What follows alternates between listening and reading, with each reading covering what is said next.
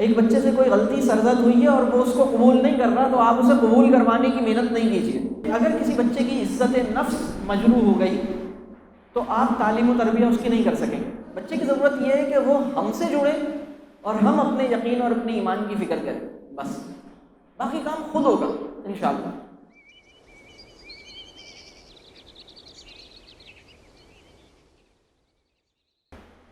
فطرت کی تعریف۔ فطرت، انسان کی جو فطرت ہے وہ انسان کے وجود کا وہ اصول ہے جس پر انسان پیدائشی طور پر، یعنی اپنی پیدائش کے وقت سے جس کے اوپر اس کی نشوونما ہوتی ہے، جس کے اوپر اس کی کہہ لیجیے وہ پرفارم کرتا ہے، یعنی وہ اپنی کارکردگی دکھاتا ہے۔ فطرت جو ہے وہ کہہ لیجیے اصول ہیں جو رب کریم نے جن کی بنیاد پر ہمارے وجود کی تخلیق فرمائی ہے اور وہ ہمارے اندر موجود ہیں۔ مطلب ہماری مثال کے طور پر آپ کی فطرت ہے کہ آپ بھول جاتے ہیں۔ اچھا، آپ کی ایک فطرت ہے کہ ہم سب جلد باز واقع ہوئے ہیں، یہ ہماری فطرت ہے۔ ہم فوری فائدے کو اہمیت دیتے ہیں، یہ ہماری فطرت ہے۔ ہم بھول جاتے ہیں، یعنی انسان جو ہے بھول جائے گا۔ اور کیا بھول جائے گا؟ سب سے زیادہ یاد رکھنے والی بات کو بھول جائے گا۔ سب سے زیادہ یاد رکھنے والی بات کیا ہے؟ وہ یہ ہے کہ میں آیا کیوں ہوں اس دنیا میں، مجھے پیدا کیوں کیا ہے، یہ بھول جاتا ہے۔ تو یہ سب فطرت ہے۔ تو فطرت ڈیفائن ہوتی ہے وہ اصول جو اس کی کہہ لیجیے کہ جس کی بنیاد پر اس کی تخلیق، جس کی بنیاد پر اس کی کارکردگی اور اس کی نشوونما آگے بڑھتی ہے۔ مغرب کا مسئلہ یہ ہے کہ مغرب نے انسان کے وجود کو چونکہ الہامی ہدایت کی روشنی میں نہیں سمجھا اور اس نے اپنی عقل سے انسان کو سمجھا، لہٰذا اس نے انسانی فطرت کے بارے میں سمجھنے میں بہت سی غلطیاں کی ہیں، بہت سی شدید غلطیاں کی ہیں۔ میں آپ کو یہ چند غلطیاں بتاتا ہوں، آپ بہت حیران ہوں۔ یعنی 40 سال پہلے، 30 سال پہلے تک جو انٹرنیشنل ایسوسی ایشن آف سائیکالوجی ہے، یعنی نفسیات کی جو دنیا کا عالمی ایک ادارہ ہے جو انسانی فطرت کو وہ اپنی نظر سے بیان کرتے ہیں، تو انہوں نے جو کہہ لیجیے ہم جنس پرستی کا جو مسئلہ ہے مغرب کے اندر، اس کو وہ ایک عارضے کے طور پر بیان کرتے تھے 30 سال پہلے تک۔ وہ یہ مانتے تھے کہ یہ نفسیات کے اندر ایک خرابی ہے، لیکن اس وقت انہوں نے اپنی ڈیفینیشن چینج کر لی ہے۔ انہوں نے کہا یہ کوئی نفسیاتی خرابی نہیں ہے، یہ بالکل ٹھیک ہے، یہ عین فطری ہے۔ یعنی وہ اس جگہ پہنچ گئے، یعنی وہ بالکل اس طرح کی بہت ساری چیزیں ہیں۔ تو ہمیں جو ہے وہ اچھا، جبلی تقاضے بھی ہماری فطرت ہے، جو ہمارے جبلی تقاضے ہیں وہ بھی ہماری فطرت ہے۔ تو ہماری ذمہ داری کیا ہے کہ ہم اپنے تمام فطری تقاضوں کو ہم پہچانیں اور ان کا جو جائز طریقہ ہے، جائز راستہ ہے، اس کو اختیار کریں، اور جو اس کی حد ہے اس کے اندر اسے رکھیں۔ جی فرمائیے۔ جی، ایک سوال ہے کہ بچوں کو تنبیہ کس حد تک کی جائے اور ڈانٹ ڈپٹ کے علاوہ تنبیہ کا کیا طریقہ کار رکھا جائے؟ جی، بچوں کو تنبیہ بالکل کی جائے اور کی جانی چاہیے۔ اس کا طریقہ کار یہ ہے، جب آپ دیکھیں کہ بچہ کوئی ناپسندیدہ عمل کر رہا ہے تو آپ اپنی مصنوعی خفگی کا اظہار کیجیے۔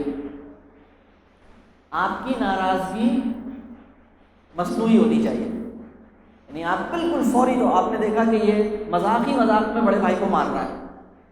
جب چھوٹا بچہ بڑے بھائی کو مارتا ہے نا، چھوٹا سا 2 سال والا، خوش ہوتے ہیں، ابا جان خوش ہو رہے ہیں، بچہ مار رہا ہے ابا جان کو، خوش ہو رہے ہیں اس بات پر۔ دیکھو کیوں خوش ہو رہے ہیں اس بات پر؟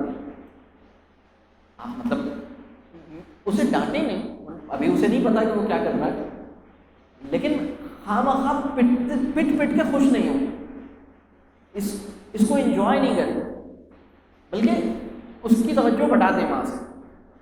اسی طرح اگر وہ کوئی اور معاملہ ایسا کر رہا ہے، کوئی بھی، تو آپ یعنی آپ یہ بتائیے کہ یہ معاملہ ٹھیک نہیں ہے، یہ بتائیے۔ استاد کی جو ناراضگی ہے وہ اس کے لیے سب سے بڑی سزا ہونی چاہیے، یعنی آپ خاموش ہو جائیں، آپ جو ہیں آپ اس بچے کے لیے بہت بڑی سزا ہو کہ آپ بات نہیں کر رہے اس سے، لیکن یہ سزا بہت بڑی سزا ہے. یعنی آپ اس کو یعنی آپ اسے بتائیے کہ بھائی تم نے ایسی بات کی، میں تم سے ابھی بات نہیں کر رہا، لیکن یہ بہت بڑی سزا ہے. اور یہ اس وقت ملے جب وہ واقعی کوئی بہت بڑا اس نے کوئی ایسی نادانی، کوئی بڑی اس نے بدتمیزی کا کام کیا ہو. اور اگر کوئی بچہ کوئی غلط کام کرتا ہے تو اسے بتائیے کہ اس نے یہ کام غلط کیا. اسے یہ نہیں کہیے کہ وہ غلط ہے، یعنی اسے یہ نہیں کہیے کہ وہ میں اس کا تھوڑا سا فرق بتاتا ہوں. اگر کسی بچے کا کوئی جھوٹ آپ کو پتہ چل گیا ہے کہ جھوٹ بولا ہے اس نے، تو جھوٹ وہ معاملہ ہے جس میں آپ کو یہ دیکھنا ہوگا کہ وہ جھوٹ بول کیوں رہا ہے. اور اگر وہ جھوٹ یعنی اگر آپ نے اس وجہ سے کہ اس نے جھوٹ بولا ہے اور آپ نے اسے شرمندہ کیا ہے، تو آپ نے بھی نقصان کیا ہے. آپ کا کام یہ ہے کہ آپ اس بات پہ غور کریں کہ وہ کیا وجہ ہے کہ وہ جھوٹ بول رہا ہے. بچہ خوف کی وجہ سے جھوٹ بولتا ہے، تو آپ یہ سوچئے کہ اس کو کس بات کا خوف تھا کہ اس نے جھوٹ بولا، اور آپ اکیلے میں اسے بلا کر اس پہ اپنا معاملہ کیجیے. آپ اکیلے میں بلائیے، اکیلے میں جو بات کرنی ہے کر لیجیے. اگر ایک بچے سے کوئی غلطی سرزد ہوئی ہے اور وہ اس کو قبول نہیں کر رہا، تو آپ اسے قبول کروانے کی محنت نہیں کیجیے، بلکہ آپ یہ سوچئے کہ وہ ایسی کیا بات ہوئی ہے جس کی وجہ سے اس کے اندر یہ رجحان پیدا ہوا ہے. یہ عمل کرنا ہوگا. اسی طرح اگر کسی بچے سے کوئی غلط کام ہو گیا ہے، جھوٹ ہے یا کوئی اور ایسی بات ہے، تو آپ یہ نہیں کہیں کہ وہ جھوٹا ہے، بلکہ یہ کہیے کہ اس سے غلط بیانی سرزد ہوئی، اس سے غلط بیانی کا عمل ہو گیا، یعنی اس سے یہ عمل ہو گیا، یہ خود ایسا ہے. یعنی ان دونوں میں فرق ہے. یعنی مثال کے طور پر ایک بچے نے ایک ایسا جملہ بول دیا جو مناسب نہیں تھا. آپ نے کہا کہ یہ بدتمیز ہے. بدتمیز ہے جو ہے یہ نہیں ہے، آپ کہیں اس بچے نے ایک نامناسب بات کہی. اس بچے کو بھی یہی کہیں، اس بچے سے یہ نہیں کہ آپ بدتمیز ہیں، یہ نہیں کہیں. آپ یہ نہیں کہیں آپ بدتمیز ہو گئے ہیں، یہ نہیں کہیں، بلکہ یہ کہیں کہ آپ سے بدتمیزی کا جملہ نکل گیا، آپ نے ایک نامناسب بات کہہ دی، آپ نے ایک نامناسب کلمہ اپنی زبان سے نکالا. یہ والی بات اسے بتائیں. اور جتنا اس کے ساتھ اصلاح کا معاملہ جو ہے، دیکھیں اگر کسی بچے کی برائی جیسے تنبیہ کا جو معاملہ ہے وہ 1 on 1 کی جا سکتی ہے. یعنی 1 on 1 کا مطلب یہ ہے کہ آپ اکیلے میں اسے بلا کے 1 on 1 بیسس پہ کر سکتے ہیں. لیکن اگر کسی بچے کا کوئی پرابلم پوری کلاس میں پورے اسکول اور پوری کلاس میں نمایاں کر دیا گیا ہے، اس بچے کی اصلاح دشوار ہو جائے گی. یعنی دیکھیں ہم میں سے کون یہ دعویٰ کر سکتا ہے کہ اس سے کبھی کوئی غلطی سرزد نہیں ہوئی؟ کوئی یہ دعویٰ کر سکتا ہے؟ کوئی یہ دعویٰ کر سکتا ہے ہم میں سے کہ کوئی یہ کہے کہ مجھ سے کبھی زندگی میں کوئی غلطی سرزد نہیں ہوئی؟ کوئی کر سکتا ہے دعویٰ؟ نہیں کر سکتا. اور کتنی ساری غلطیاں ہیں جو اللہ تعالیٰ نے پردے میں رکھی ہیں. اللہ نے ہماری زیادہ غلطیاں پردے میں رکھی ہیں یا تھوڑی رکھی ہیں؟ زیادہ کو اجاگر کیا ہے اللہ نے، زیادہ پردے میں رکھی ہیں. اور جس انسان نے ہماری اصلاح کی ہوگی اس نے سب کو نہیں بتایا ہوگا، اس نے اکیلے میں ہمیں بلا کے کہا ہوگا کہ بھائی، اس نے محبت کے ساتھ اور تکریم کے ساتھ ہمارے ساتھ بات کی ہوگی اور ہمیں وہ بات سمجھ آ جائے گی. کیا خیال ہے؟ یہ اس کا طریقہ ہوگا. جی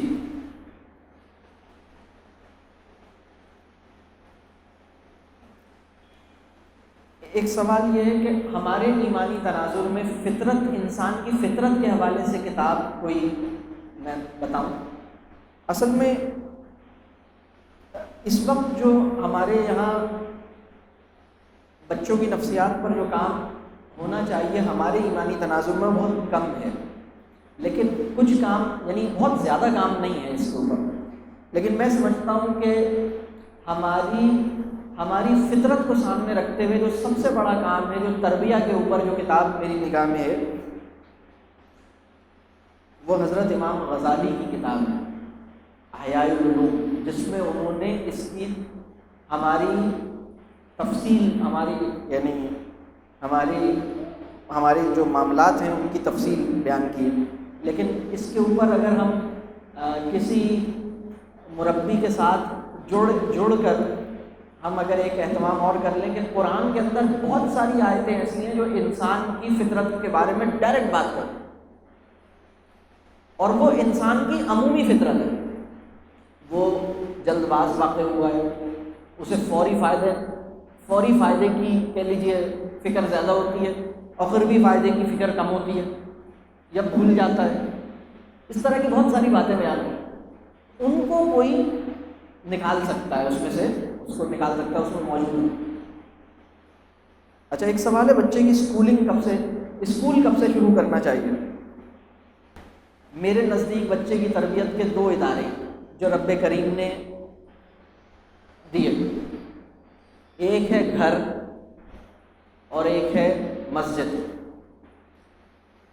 اتنے زبردست ادارے ہیں، اگر کوئی بچہ ان سے یعنی گھر کے اندر بہت اچھا ماحول بن جائے اور مسجد کے ساتھ وہ جڑ جائے، اور وہ اس مسجد میں علماء کا عمل دخل ہو۔ یہ میں اضافی بات اس لیے کر رہا ہوں کہ بہت ساری مساجد اور بھی ہیں جو میں بعض اوقات مجھے ادھر علماء نہیں نظر آتے، مطلب بعض مساجد ہمارے میں پورے پاکستان کی بات کر رہا ہوں، سفر ہوتا ہے، جاتا ہوں میں دیکھتا ہوں وہاں بعض اوقات اس جگہ کے معاملات بہت بہتر ہیں۔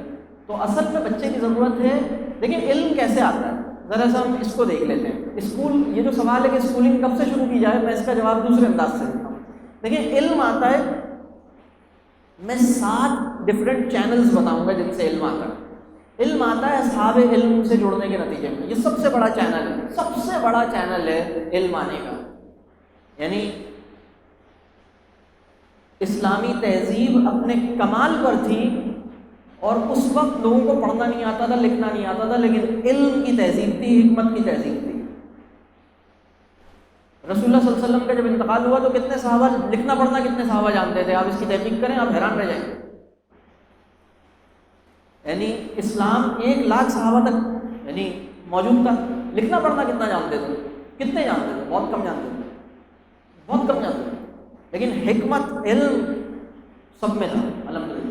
علم آتا ہے اصحاب علم سے جڑنے کے نتیجے میں، پہلی بات۔ علم آتا ہے کتابوں سے جڑنے کے نتیجے میں، علم آتا ہے سفر کرنے کے نتیجے میں، علم آتا ہے مشاہدہ کرنے کے نتیجے میں، علم آتا ہے تجربہ کرنے کے نتیجے میں، علم آتا ہے غور و فکر اور تدبر کرنے کے نتیجے میں۔ یہ 6 چینلز یہ ہیں، یعنی اصحاب علم، کتاب، سفر، مشاہدہ، تجربہ، اور جناب غور و فکر اور تدبر۔ یعنی ایک انسان بیٹھ کر اس کے ذہن میں غور کر رہا ہے، تدبر کر رہا ہے، تدبر بہت اہم۔ اور 7واں پوائنٹ ہے، علم اس کے اندر موجود ہوتا ہے، وہ علم کے بغیر پیدا نہیں ہوتا۔ جب کسی بچے کا ہاتھ کسی گرم چیز سے ٹکراتا ہے تو وہ خود سے پیچھے کر لیتا ہے، یا کوئی اس کو کہتا ہے کہ ہاتھ پیچھے کرو؟ خود سے پیچھے کر لیتا ہے۔ آپ کا ہاتھ کسی گرم چیز سے کسی بچے کا ہاتھ ٹکراتا ہے تو ہاتھ خود ہی پیچھے ہو جاتا ہے۔ بچے کو سوچنا بھی نہیں پڑتا اس کے لیے، اس لیے کہ رب کریم نے ہاتھوں کو بتایا ہوا ہے کہ اس سے دور کر لو اپنا، اس کو علم ہے۔ رب کریم نے اپنی پہچان کروا کے ہمیں بھیجا ہے۔ یہ بھی تو یہ ایک الگ تفصیل ہے۔ تو یہ جو اسکولنگ ہے، میں یہ سمجھتا ہوں کہ بھائی اگر آپ جتنی تاخیر کریں دور مطلب اتنا بہتر، آپ کے ساتھ اس کا تعلق ہو۔ یعنی اگر آپ کا بچہ اسکول جاتا ہے لیکن اس نے اہل علم لوگوں سے مصافحہ کرنے اور ان کے ساتھ، یعنی اگر آپ کو موقع ملے نا کہ کوئی اہل علم آدمی یہاں سے، آپ کو پتہ لگے یہاں سے وہ جا رہا ہے صدر، اور آپ کو پتہ لگے کہ اس کی گاڑی میں ایک بچہ بیٹھنے کی جگہ ہے، تو آپ کہیں اس کو ایسے ہی بٹھا لیں، صدر میں چھوڑ دیجیے۔ یہاں سے وہاں جانا، حالانکہ وہ کوئی اس کو نہیں پڑھا رہا، میرے نزدیک یہ بھی اس کا کلاس روم میں وقت گزارنے سے زیادہ قیمتی ہے۔ یہ آپ کہیں گے عجیب سے آدمی، مطلب یہ کیسی بات کر رہے ہیں؟ میں ایسی بات کر رہا ہوں، آپ کو بالکل صحیح بتا رہا ہوں، بالکل معاملہ ایسے ہی ہے۔ تو وہ انسان جو اپنے آپ کو حقیق سمجھتا ہو، یہ پوری نہیں۔ دیکھیے، انسان پر جیسے جیسے تقویٰ اور خشیت، اور جیسے جیسے انسان اپنے آپ کو وہ سمجھتا ہے نا، مطلب اس کو پتہ لگتا ہے کہ وہ کہاں، اور تو وہ اپنے آپ کو، یہ سوال یہ تھا کہ حقیر کیسے سمجھتے ہیں اپنے آپ کو، یہ اس سے اشارہ ہے انکساری کی طرف، اس سے اشارہ ہے اپنے آپ کو، یعنی اب اس میں علماء بیٹھے ہیں وہ اصلاح فرمائیں گے. رسول اللہ صلی اللہ علیہ وسلم کی ایک حدیث کا مفہوم ہے، بلکہ دعا کا، کہ میری نگاہ میں مجھے چھوٹا کر دے اور لوگوں کی نگاہ میں مجھے بڑا کر دے. یعنی اصل میں تو یعنی لوگ مجھے حقیر نہ سمجھیں، ایسا نہ ہو کہ لوگ میری بات کو معمولی حیثیت دیں، ایسا نہ ہو کہ میری بات کو ایسی ہوا میں اڑا دیں، ایسا نہ ہو. لیکن ایسا بھی نہ ہو کہ میں اپنی نگاہ میں بہت بڑا آدمی بن جاؤں، ایسا بھی نہ ہو. یہ توازن ہے. تو اور جو آپ کے سوال، بعض بچے ایسے ہوتے ہیں جن کو بار بار سمجھانے کے باوجود نہیں مانتے، کیا ان کو کلاس سے باہر نکال دینا چاہیے تاکہ دوسرے بچے ڈسٹرب نہ ہو؟ نہیں نکالنا چاہیے. اور دیکھیں، اگر کسی بچے کی عزت نفس مجروح ہو گئی تو آپ تعلیم و تربیہ اس کی نہیں کر سکیں گے. جو بچہ بار بار سمجھانے کے باوجود نہیں مان رہا، آپ اس کو بلا لیجئے، اس کو یہ کہہ دیجئے ذرا سا 2 منٹ باہر کا چکر لگا کے آ جاؤ، منہ دھو کے آ جاؤ، وضو کر کے آ جاؤ. آپ اس کو وضو کروا کے واپس بلا لیں، آپ اس کو اپنے قریب بٹھا لیں، آپ اس کو کوئی اور کام دے دیں، لیکن اس کے ساتھ ایسا معاملہ نہ کریں جس سے وہ اپنے آپ کو چھوٹا سمجھے. تو بچے کو اللہ کا استحضار کس طرح سکھایا جائے، بہت اہم سوال. دیکھیے، اس میں جو سب سے اہم بات ہے وہ یہ کہ ہمارے بچوں نے، دیکھیں، ہم نے اپنے بچوں کو خدا سے ڈرانے کی کوشش تو کی ہے. بچوں کی ضرورت یہ ہے کہ انہیں ایک ایسے انسان سے ملاقات ہو، یعنی بچے کا پرابلم کیا ہے؟ بچے کا پرابلم یہ ہے کہ جب وہ دیکھتا ہے نا کہ یہ انسان جو مجھے خدا سے ڈراتا رہتا ہے، یہ خدا سے ڈرتا کیوں نہیں ہے. اگر کسی بچے نے اپنے ابا یا اپنی اماں کی آنکھ میں اپنے گناہوں کی وجہ سے آنکھوں میں آنسو دیکھ لیے، اپنے مصلی میں بیٹھے ہوئے دعا کے وقت رقت طاری ہوئی اور وہ بچے نے ملاحظہ کر لی، اس بچے کو خدا کا خوف آ جائے گا. کبھی ایسا ہوا کہ آپ کو اپنے گھر کے کسی حصے میں کسی غیر انسانی مخلوق کا شبہ ہوا ہو؟ کبھی ایسا ہوا ہے؟ اگر کسی کو اپنے گھر کے کسی حصے پہ غیر انسانی مخلوق کا شبہ ہو جائے، وہاں کوئی ہے تو، اور وہ پورے گھر میں کسی کو بھی نہ بتائے، تو اس کی حرکتیں بتا دیں گی باقی گھر والوں کو کہ یہاں یہ جب اس کمرے میں جاتے ہیں تو کوئی مسئلہ ہے. کیا خیال ہے؟ تو یہ جو اللہ کا یقین ہے نا ہمارے اندر، بس بچے کی ضرورت یہ ہے کہ وہ ہم سے جڑے اور ہم اپنے یقین اور اپنے ایمان کی فکر کریں، بس باقی کام خود ہوگا انشاءاللہ. تو میرا خیال ہے کہ ہم یہاں چونکہ آگے نماز کا بھی وقت ہو رہا، بچوں کو کتنے کیلے کھلانا چاہیے؟ عام طور پر کیلے سے قبض ہو جاتا ہے. اچھا، قبض جو ہے نا وہ ڈبل روٹی سے اور بیکری آئٹم سے ہوتا ہے، اور جو ڈبے کے بسکٹ اور ڈبے کے چپس ہوتے ہیں ان سے ہوتا ہے، پھلوں سے نہیں ہوتا. تو اگر آپ اس کے باقاعدہ اصول ہیں، پھلوں کے کھانے کے اپنے اصول ہیں، اس کے اوپر بہت سی کتابیں ہیں، آپ اس کے اوپر انشاءاللہ اس موضوع پر تو بہت سے آپ کے مکتبوں میں کتابیں مل جاتی ہیں غذا کے حوالے سے اور خوراک کے حوالے سے، اس کو ضرور آپ دیکھیے گا انشاءاللہ. اور بچے شوق سے کھائیں، زبردستی نہیں کھلائیں. ایک اصول اور بھی ہے کہ اگر کسی بچے کو بھوک نہیں لگ رہی تو اسے کھانا نہیں کھلائیں، بھوک نہیں لگ رہی تو نہیں کھلائیں. تو بہرحال آج کے لیے میرا خیال ہے اتنا ہی. خدا کرے کہ یہ آج کی نشست سے آپ کو کوئی کام کی بات ملی ہو. اللہ تعالیٰ ہمیں عمل کرنے والا بنائے. رب کریم ہماری اولادوں کو اور ہمارے طلباء کو ہمارے لیے صدقہ جاریہ بنا دے، اور ہمیں اپنے والدین اور اپنے اساتذہ کے لیے صدقہ جاریہ بنا دے.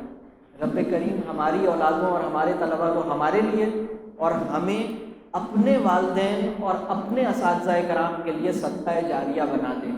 رب کریم ہمیں تربیہ کے لیے فہم نافع بھی عطا فرما اور وہ مزاج موضوع عطا فرما جو تربیہ کا حق ادا کرنے کے لیے درکار ہے. رب کریم ہمیں وہ مزاج موضوع عطا فرما دیجیے جو تربیہ کا حق ادا کرنے کے لیے درکار ہے. آپ سب حضرات سے، تمام احباب سے دعاؤں کی درخواست ہے. ہمیں دعاؤں کی بڑی محتاجی ہے. آپ سے دعاؤں کی درخواست ہے کہ آپ اپنی دعاؤں میں ہمیں یاد رکھیے گا. ہم بہت ہی گناہ گار اور بہت ہی چھوٹے لوگ ہیں. اللہ تعالیٰ جو ہے وہ کچھ کام لینا چاہتا ہے. میں آپ کو یہ پورے یقین سے بات عرض کر رہا ہوں کہ اللہ قادر مطلق ہے. اس کا یقین مجھے ایسے آیا کہ کھوٹا سکہ بھی چلا سکتا ہے اللہ تعالیٰ. جب کھوٹا سکہ چل سکتا ہے تو اللہ قادر مطلق ہے، اللہ کچھ بھی کر سکتا ہے. اللہ تعالیٰ سے دعا فرمائیے کہ اللہ تعالیٰ ہماری کیفیت کو بھی بہتر فرما دے اور اللہ تعالیٰ آپ کے لیے آسانی کا معاملہ فرمائے.